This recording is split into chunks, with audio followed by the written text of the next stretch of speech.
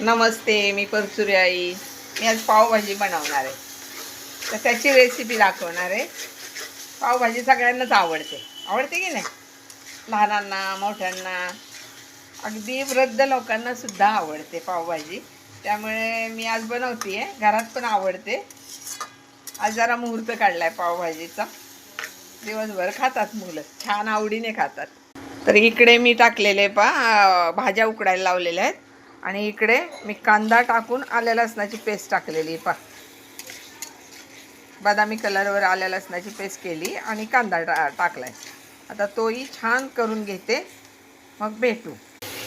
आता मी इथे फ्लावर उकडायला ठेवलेला आहे हळद मीठ टाकून. का उकडायचा? पहिल्यांदा एक उकळी घ्यायची, कारण त्यात किडे माकोडे काय असले तर वरती येतात पाण्याच्या वरती. आता मी कांदा झालेला आहे, आलं लसूण झालेलं आहे. आता टॅमॅटो टाकते आणि परतून घेते एकत्र करून. मी आता हे गाळून घेते फ्लावर. काय असेल घाण घेऊन ते निघून गेलेली, वरचं पाणी काढलेलं आहे. आता हे मी भाजी टाकते ह्याच्यामध्ये, फ्लावर वगैरे. हे ह्याच्यामध्ये बटाटा, वाटाणा, फ्लावर आणि शिमला मिर्च असं टाकलेलं असतं. आता हे उकडायला लावते. तोपर्यंत फोडणी होतीये. दोन्ही बरोबरच होतं. एक पटकन होतं, एकसारखं पटकन उकळतं. आणि कुकर लावून टाकते आता आणि इकडे फोडणी चालू आहे माझी.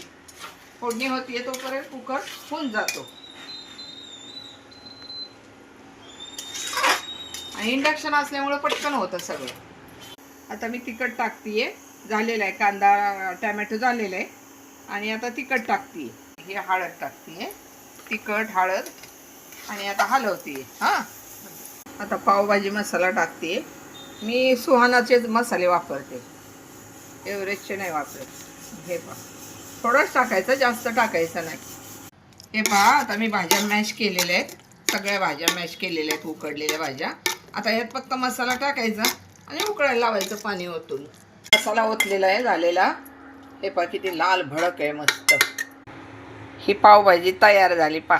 आता वरती मी गार्निश करते. आणि हे पाव भाजलेले आहेत.